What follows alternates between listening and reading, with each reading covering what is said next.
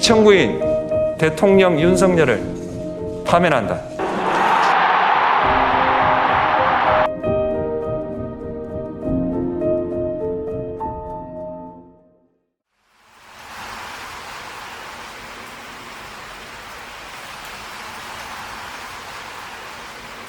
대한민국 민주주의의 위대함은 헌법이라고 하는 그 자체에 있는 게 아니라, 제도에 있는 게 아니라 그 제도를 가지고 사는 우리 국민 스스로의 위대함이죠.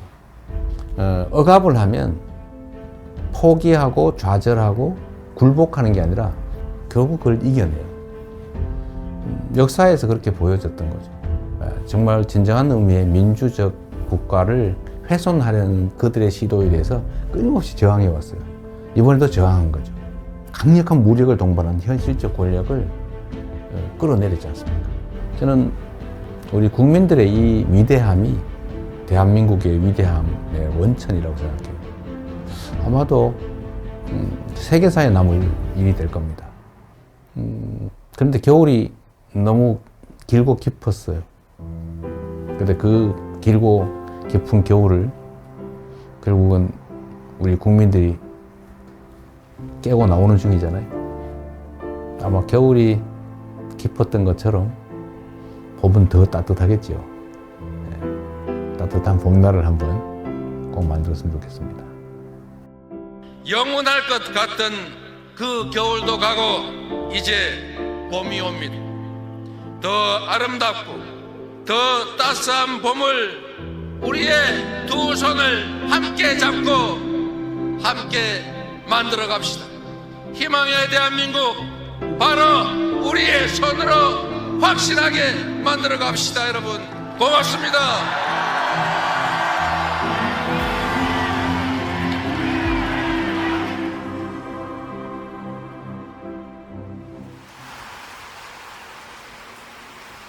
대립 갈등이 지금 아주 크죠.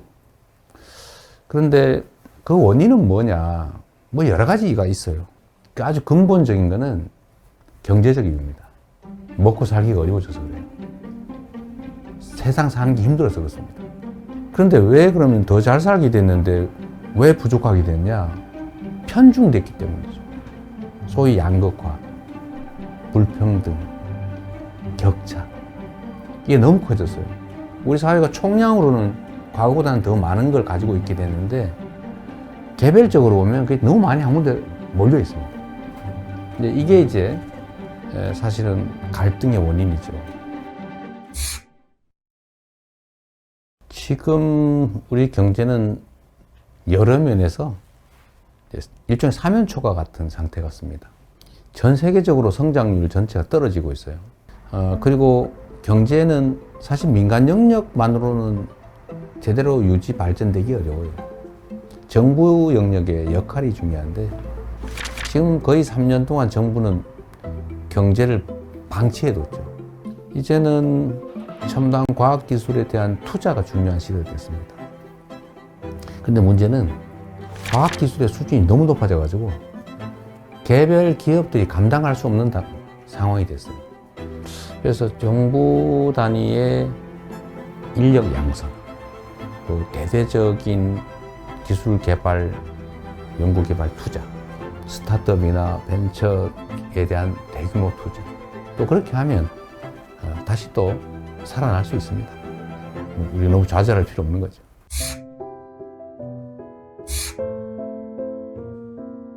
먹고 사는 문제가 가장 중요하다. 이거는 사실은 매우 기능적이고 물질적인 거예요. 고통스럽게 살지 않게 해줘야 한다. 잘 산다라고 하는 건 좀 달라요. 잘사니즘이라고 하면 좀 더 가치지향적이고 좀 정신적이고 고통 없는 삶을 넘어서 더 행복한 삶을 살 수 있는 세상을 만들자. 그런 거라고 봐주시면 되겠어요. 민생 살리는데 색깔이 무슨 의미입니까?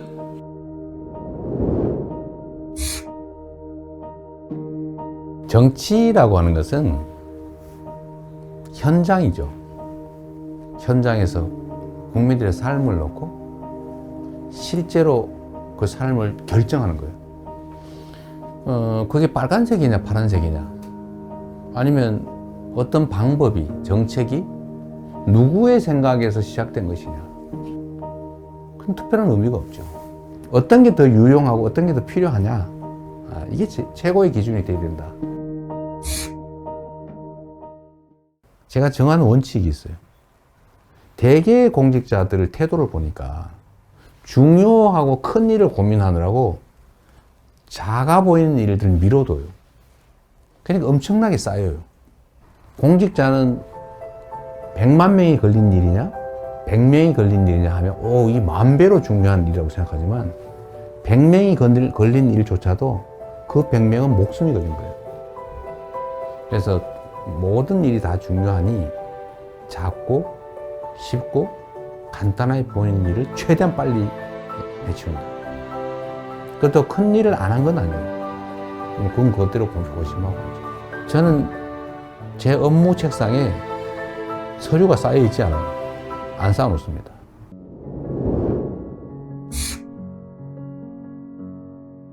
재난이나 아니면 사회적 위기 때 피해를 입는 것은 힘겹고 못 살고 어려운 사람 순이에요. 사실 그 사회의 문화의 수준이랄까, 그 사회에 대한 평가는 약자들에 대해서 얼마나 많이 관심 갖고 지원하느냐에 달려 있어요. 생명 안전을 유지해야 그 다음 단계, 더 나은 삶, 행복한 삶을 꿈꿀 수 있어요.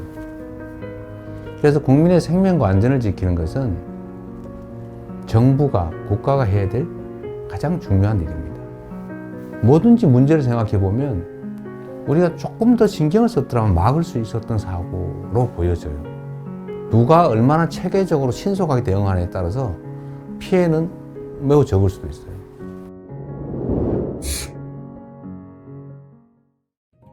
현실적으로 보면 우리가 한미동맹 매우 중요하고 또 한미일 협력관계도 매우 중요하죠.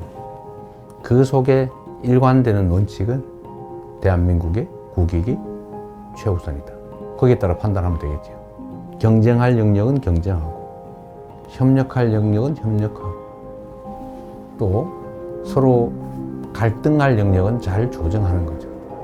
특히 이제는 국가 간 경쟁이 사실 기업 간 경쟁과 거의 같아졌습니다. 그래서 기업과 정부의 역할 분담, 협력이 정말로 중요해요. 특히 국제 경쟁에서는 반드시 필요한 부분입니다.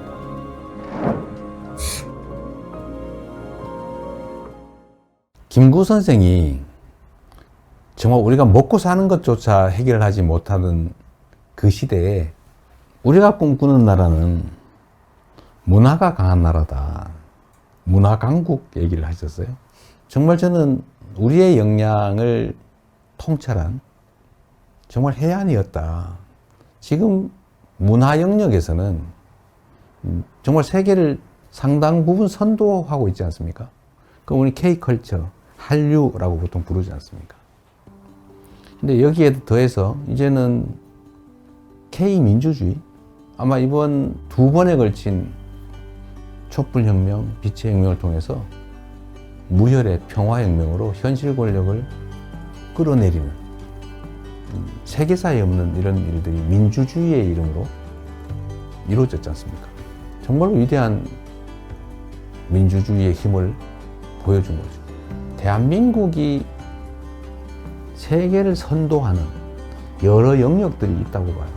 저는 이런 것들을 K 이니셔티브라고 좀 통칭하고 싶습니다. 우리가 비록 규모는 적지만 소프트 파워 측면에서는 세계를 여러 영역에서 선도할 수 있겠다는 생각이 들어요.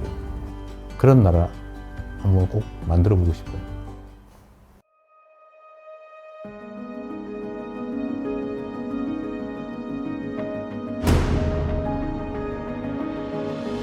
대한민국이라고 하는 이 국호, 국호에는 정말 큰 뜻이 담겨 있죠. 민국, 국민의 나라, 민중의 나라. 이 민자는 백성이죠, 백성. 흰옷 입은 사람들, 평범한 사람들. 이 평범한 사람들의 나라.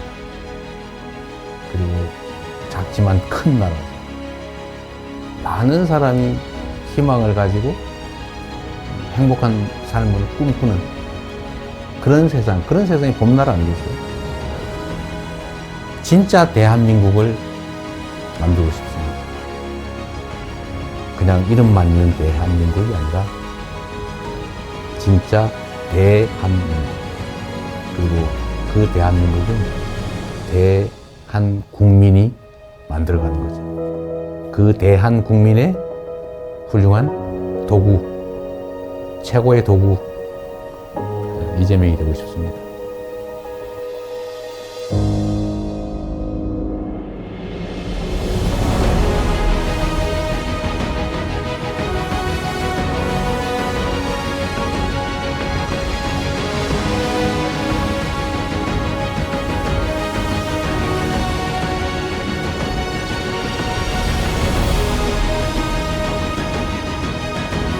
민주공화국 대한민국을 함께 만들어 갑시다. 여러분 고맙습니다.